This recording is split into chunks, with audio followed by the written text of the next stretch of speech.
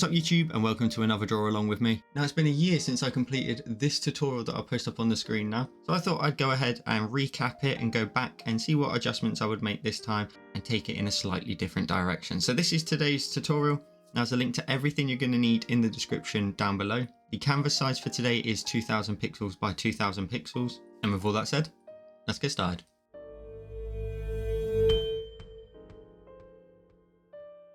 So now you've created your canvas, we're going to go up to our colors and we're going to go ahead and we're going to grab this color here. So it's the second from right column, just at the bottom here. And this color, we're going to go ahead and drag it onto the empty layer to get started. We're then going to go to our layers. We're going to create another new layer and we're going to go to our colors and we're going to grab this yellowy color. So we're going to add the sun to start with and then add everything else around it. So this yellow color on the top row. We're then going to go to our brush library and you're going to need that neon collection that's in the description down below, and we're going to use the neon sun collection. And my brush size is set to, if we tap on there, 34%, and you should just be able to tap in the middle of the screen to get your sun. Then grab your cursor, make sure snapping down here in the bottom left is turned on, and you should be able to just push that into the center, hitting both the orange lines to make sure you're smack bang in the center of your canvas, and then hit your cursor when you're done. With that in, we can go ahead and add the floor. So we're going to go to our layers. We're going to create another new layer. We're going to go to our colors and we're going to grab any color for a minute. So maybe we'll double tap in the top left hand corner to select white for a second. We're then going to go to our selection tool, the rectangle option, and we're going to use color fill. And then we're going to roughly a quarter up of our canvas. We're just going to create our floor. So just drag that across your screen like so. And then that is your floor. Now I only did it for a white so you can see it, but we're actually going to go to our colors and then grab this color here, the same as the background color at the bottom of the second from right column, and then tap on your selection tool. Now that's going to act as a nice cutaway when we start to hide our mountains in behind. And let's do exactly that. Let's add our mountains. So we're going to go underneath our floor layer here. So we're going to create a new layer and drag it underneath and in front of our sun. We're going to go to our colors. And we're going to grab this color here in the bottom right of the palette. So these three colors here are our mountains, nearest to furthest. So we grab this one here in the bottom right. And for this, we're going to go ahead and grab our selection tool. We're going to use the option of freehand and we're going to use color fill. And all we're going to do for this is just tap away, creating points, and that will be our mountainscape. So we're not going to draw, and you can draw if you want to. You can use the selection tool to draw as whatever you like. But I'm going to simply start off over here outside the canvas. And then I'm going to just drop in some points on the screen. Now I want to try and make sure that my mountains sort of dip towards the center here, and then they can maybe come back up and peak as they go off to the left hand side. Make sure we're kind of nice and symmetrical to the other side. Let that run out and then go all the way around underneath to your start point, and color fill will fill that in for you, and then tap on your selection tool when you're done. If you want to, you can go ahead at any time and grab your brush, go all the way down to the option of calligraphy and the monoline brush. If you reduce your brush size down, you could zoom in and get rid of some of these points if you don't like the look of them, or maybe round some off or sharpen some up. Otherwise, it's totally up to you, but I'm pretty happy with how mine came out. I'm then going to go ahead and go to my layers. I'm going to create another new layer and I'm going to drag it underneath that mountain set that we just created. We're then going to go to our colors and grab the next color up in the palette on the right hand side, so this middle color on the far right, and repeat the steps. So we're going to go to our selection tool, and then starting out here, we're just going to tap and create our first point and then create your mountain scene. Now you don't want to create too many peaks necessarily, but you just want to guide the user's eye towards the center like so. So I've got a few peaks there. I'll probably go in here and make an adjustment in a second, and then just create some more mountainscapes, nice big points. And then just let that run off to the edge like so. So you can see I'm guiding the user's eye in as I go around, and then tap on your first point that you created and that'll fill everything in nicely. Tap on your selection tool and then just see if you want to go ahead and make any adjustments again. So maybe go and grab your color with your monoline brush, so under calligraphy still. Now maybe I'm going to zoom in here and create a little box there just to round that off a little bit, make it a bit different from underneath. Taking a look at this space, I actually don't mind the little flat bit in the end because we've got a peak here, so that's actually pretty good with me. I'm going to leave that as is and we're going to move on to the final set of mountains. So we go to our layers, we create a new layer and drag it underneath our mountain that we were just working on. We go up to our colors and grab the very top color here now on the far right column. and then grab your selection tool one more time. And we're going to create our next set of mountains. So these are going to be nice and big in the distance. And again, pointing down towards the center, just guiding the user's eye into that space down there. And again, making sure, trying not to repeat any of the mountains that are underneath it. Making sure we create some nice big ones. And let that run out to the left-hand side and then go all the way around to your start point. And that'll fill that in nicely. And then tap on your selection tool and you'll have your final set of mountains. Again, be sure you've got the same color as you're working on, which you should do, and then go in and make any adjustments you feel necessary to your design. So I'm going to go ahead and create a bigger gap there, and I'm going to actually link this one up to over here as well. So just drag and drop my color into that space, making sure we fill in any gaps necessary, but they don't need to be super detailed as I mentioned. We're just trying to create a really simple landscape in the background there. I'm going to make an adjustment where I just create some little steps in here and just let that run all the way out to the top of the canvas area there. And then over here too, I'll make a similar kind of design. Just create nice little bumps and drag that in. So you're happy with your landscape, which I am, and then zooming out, we've got our mountains in place. We can go ahead and start adding in some highlights and stuff into the background and really bring all this together. So let's go to our layers. Let's go down to the very background layer and create another new layer. We're going to go to our colors. And we're going to go ahead and grab this light blue here on the second column, the only color in it. We're going to go to our brush library and we're going to use the airbrushing soft brush. And we're going to make our brush size nice and big, about 50%, and then paint across this horizon line here, added in a nice little bit of blue in the background, nice and evenly. While we're working on this step, let's go to our layers and create another new layer for our stars. So we're going to create a new layer, go to our colors and double tap in the top left hand corner to select white. We're going to go to our brush library and the stipple collection that I've got in the description down below. And we're going to use my favorite, the light one. And as always, I'm going to do 3 different sizes of this. So I'm going to go about 86% to start with and just tap away, creating some big stars first of all. So just a few, we don't want to add too many. And then I'm going to reduce it down to its middle size. So roughly, let's say about 50%. And tap away, creating some more stars in here. Primarily towards the top edge. A few down towards the bottom is no problem. Filling in a bit of that sky there with some extra stars. And then reduce your brush size down one more time to about 20%. And these will be nice and fine. And you can splatter these around a lot more. Filling in any gaps that you feel is necessary, but make sure to leave some gaps still. And just tap away, filling in that night sky in the background there. And don't be afraid to just cluster them together if you feel necessary. I always tap with this brush, I don't drag it, just so that you don't end up with a line like so, and it's quite easy to spot where the repetition is. So tapping away is how I would go about doing that, until you fill out your sky like so. Now the next thing to do is go to our layers. Let's create another new layer and drag it underneath our stars that we were working on, but in front of the turquoise blue colour that we put in the background. And now we're going to start adding in some of the haze. So we're going to go to our colors and we're going to grab the pink color on the first column, the only color in it. We're going to go to our brush library and we're going to go to the neon collection again that's in the description that we used for the sun. And right at the bottom of this collection we've got the neon dust set. Now my brush size is going to be set to, let's go a bit bigger than that, let's go to about 20% I think. No, a little bit smaller is good, about 15.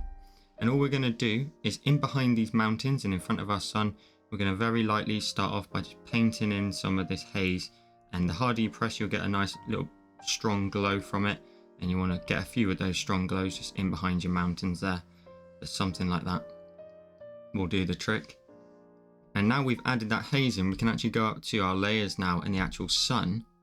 And then tap on the N for normal. And we're going to scroll down one option until we hit lighten. Now that will allow our sun to just sit in behind there a little bit more and let through some more colors. So we've now got a nice gradient in there. So taking a look at your haze, you may want to go ahead and go to your eraser, tap on your eraser and then go back to the neon collection and use the neon dust brush at the bottom there and reduce your brush size down to about 8 or 9. Go back to your layers and go down to the haze that we just created.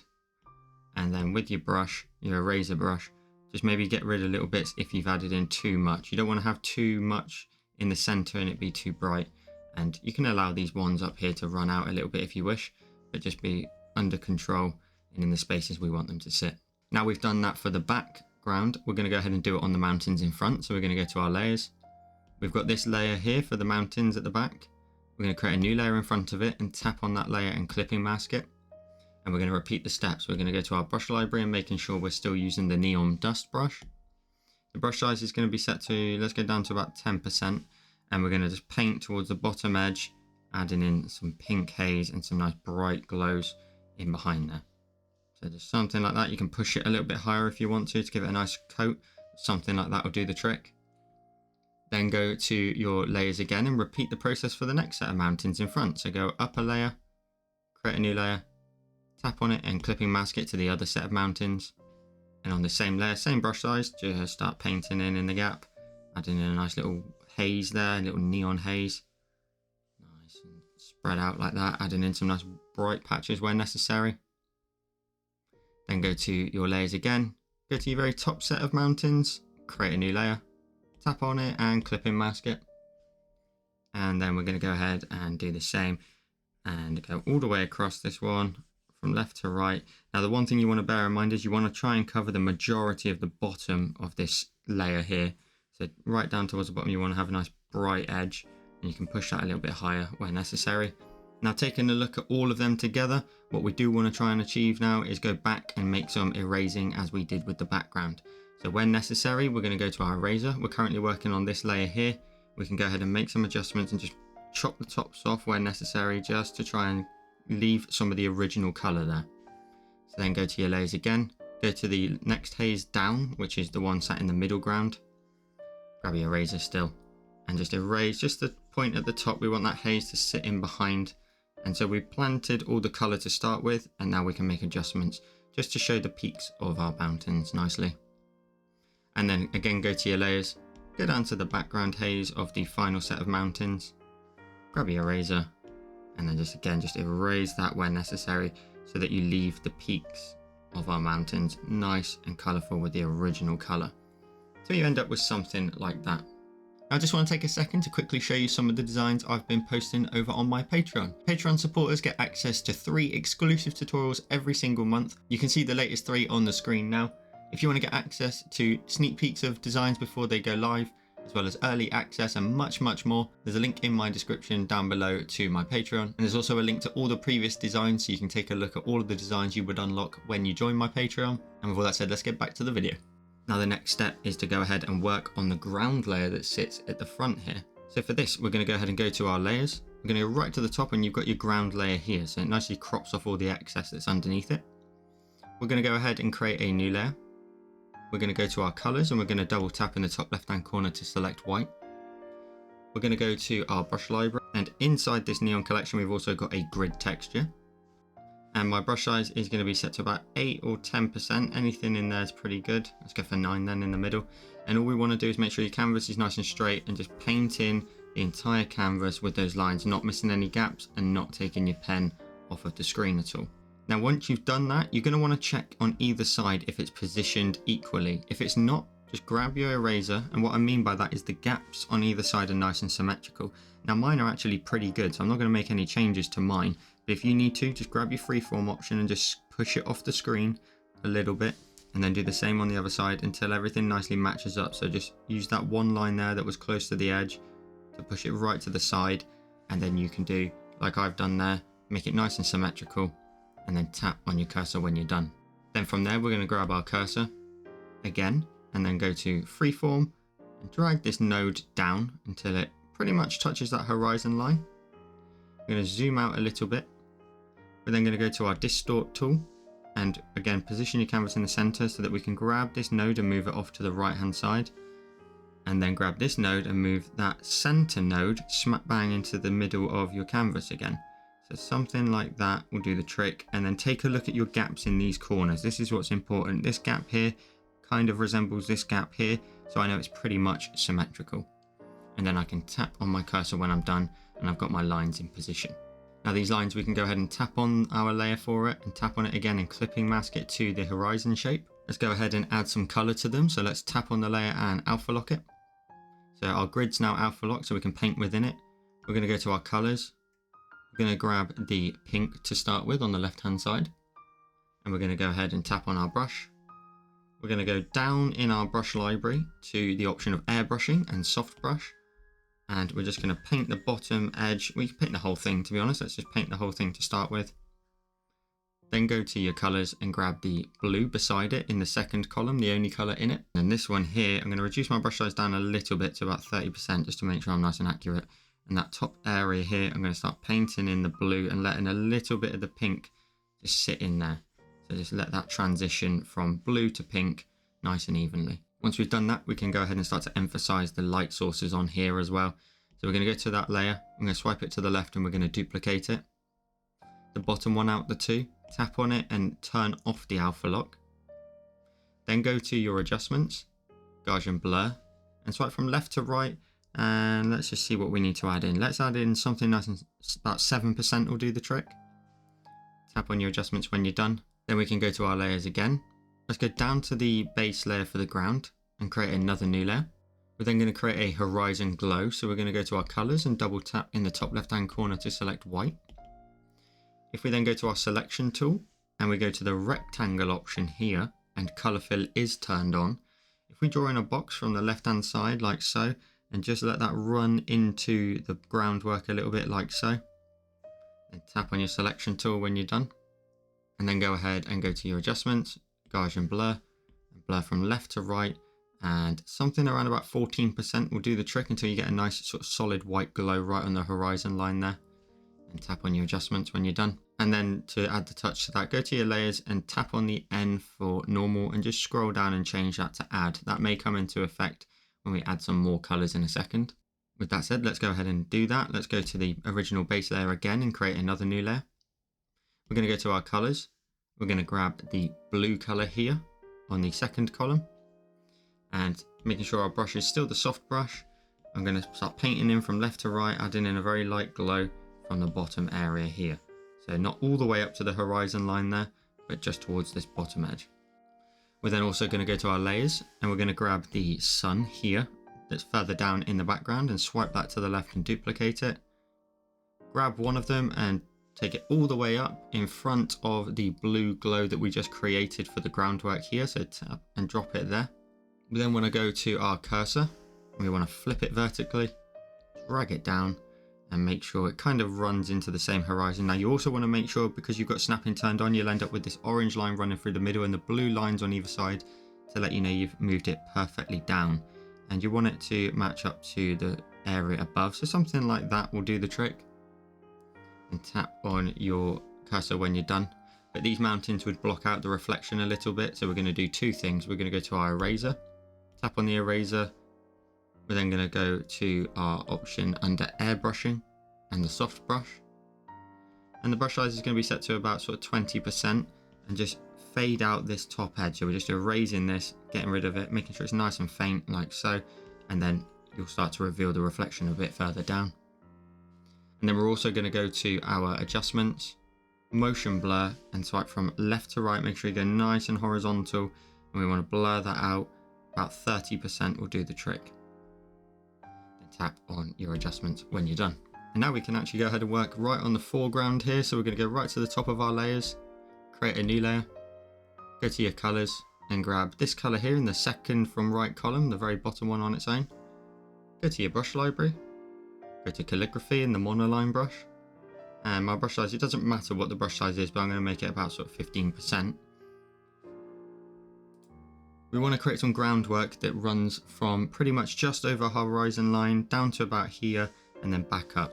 Then we're going to start here, create some nice bumpy groundwork, just big bumps till we hit the sort of low point there, and then replicate that on the left hand side now. Go all the way around to your start point, so you can drag and drop the color in. And then make any adjustments you need to. Potentially you need to grab your cursor, move it down a little bit, just to reveal a little bit more of that groundwork. And then also then tap on your cursor when you're done and make any adjustments just to make sure it's nice and somewhat symmetrical in terms of height. So I just made a little wobble there, drag and drop my color in. Other than that, I'm pretty happy with that. So we're going to go to our layers. We're going to go ahead and introduce the palm tree. So we're going to create a new layer. We're going to go to the palm tree collection that's in the description down below. So you're going to need to find that within your brush library. And we're going to use brush 46 for this. And all we're going to do is tap it in the middle of the screen to get your stamp. Grab your cursor, move it off to where you need it. Now I'm going to move it off based on this trunk here, I want to make sure it's roughly that sort of gap, to be honest. Push it off to the left hand side a little bit, and then maybe a tiny bit higher, and I may have to make some adjustments to my groundwork. But overall, that looks pretty good to me. I think maybe we can move it over a little bit more and tap on your cursor when you're done. Now again, just take a look at your groundwork if you need to just, tidy it up so it actually links up to the palm tree. But that looks pretty good to me. I'm then going to go ahead and grab the layer again, swipe it to the left and duplicate it. I'm going to grab my cursor and flip it horizontally. And because you've got snapping turned on, you'll see these blue lines running through all three parts, the middle, the top and the bottom. And you should be able to just drag that over till you hit the orange line on the right hand side to let you know you've hit the edge of the canvas, and tap on your cursor. And then the final step is just to introduce some haze here at the bottom. So we're going to go up to our layers. We're going to create a new layer. I'm going to drag it underneath our groundwork here in the foreground. It may clip to the layer underneath, so simply just tap on it and unclip it. With our color set to the first pink in the palette here, we're going to go to our brush library. We're going to go back to the neon collection and the neon dust brush. And again, we're just going to introduce some haze down here. So the brush size is set to about sort of 12%. I'm just introducing some haze down here, just a little bit of color. And you can make it nice and big if you want to, and then just simply go to your eraser. Tap on your eraser. We then want to go back to the neon collection so we can cut it out with the same brush and use the neon dust brush. The brush size is still set to what it was before, so about 9% for the eraser. And then you can just go ahead and tidy up some of these edges. Make sure it's not too bright, too high. And then just get rid of some of that haze. But the haze goes and links it to the background a little bit more. And if I pinch with 2 fingers and go full screen with 4, we end up with today's finished design. So I hope you enjoyed this rework of a previous tutorial. I think it came out really well, and I can't wait to see your designs. Be sure to share them with me on Instagram, and also hit the like button down below and subscribe for weekly Procreate tutorials. And as always, a massive shout out to all of my Patreon supporters. I'll throw their names up on the screen now. If you want to go ahead and check out all the designs I've got over on my Patreon, there's a link to that and my Patreon in the description down below. And if you're interested in any of the equipment I'm using, the Sketchboard Pro that you can use code JoelCreate to get 10% off of, or the Paperlike screen cover, or the pen tips grip and glove, there's links to everything in the description down below. And with all that said, I'll see you in the next one.